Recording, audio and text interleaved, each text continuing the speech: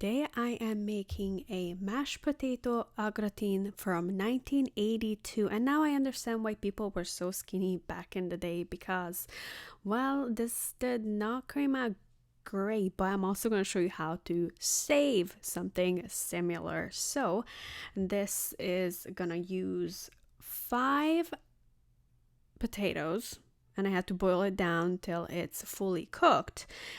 Usually au gratin is layered potato, but this is mashed, and that's what caught my attention.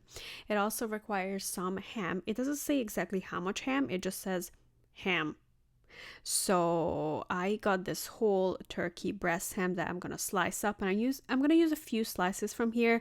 If you don't have this big ham at home, you can always go to the deli and get like dinner cut slices, which they can cut a big slice just like that. So I put in 3 slices, cut them up in cubes, and it says to like just cook it a little bit till it's slightly golden brown. So that's what we're doing here, low and slow. And then here is my potato ricer. My potatoes are done cooking. I also peeled it, and now this is the ricer. I have not used this yet. I got it a long time ago at IKEA, I think, but it was so much fun. I cut my potatoes in half so it easier fits, and look at that. And that's also how you can make mashed potatoes if you don't want to like mash it with the mashing tool. This was so fun, and I think I'm gonna start using this more often. It was just so satisfying. So this is a potato ricer. It's just basically making mashed potato. While I finish up with the potato, the ham was done. I'm gonna put it in this bowl, and onto this we're gonna add 2 eggs. And it's very important to add 1 egg at a time because you might get some shells like I did just now, and it's easier to get it out instead if it fall into the food. And you also have to smell. Oh yeah, my eggs are always trying to escape. In case the egg has gone bad, you can smell it and then like throw it out if it's gone bad.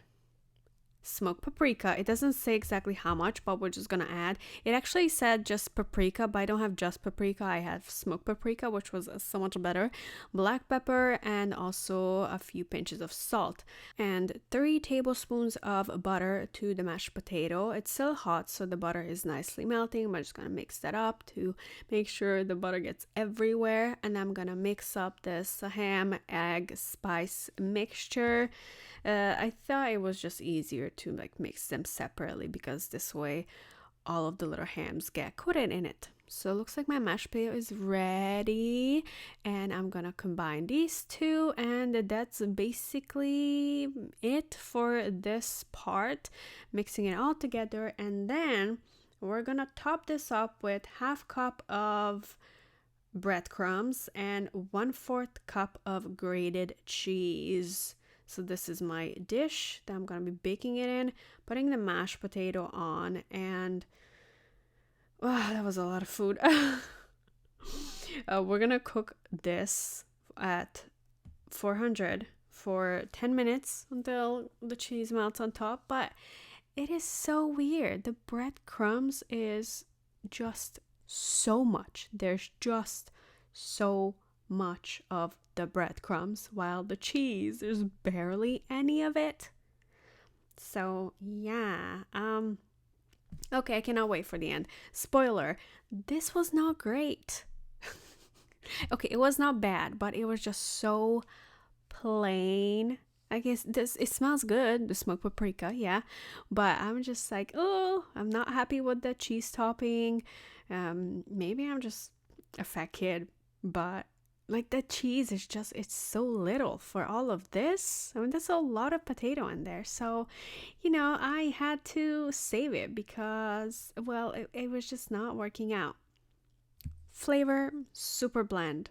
Just bland mashed potato. There's really nothing in it besides smoked paprika and a little bit of black pepper. So I threw the mashed potato back in there, and I whipped up my spice cabinet, and I'm starting adding stuff to it. This is smoked paprika, garlic powder, lots of garlic powder, more. Yeah, that was enough. whatever this is. I think this is lemon pepper and Old Bay seasoning, of course. And the last ingredient is gonna be the highlight, because who does not like cheesy potatoes? So there's already cheese in there, like on top, but I had to add more, like an adult, add more cheese. See, like that's a good amount of cheese, a little mixy, and I feel like we can still add a little more.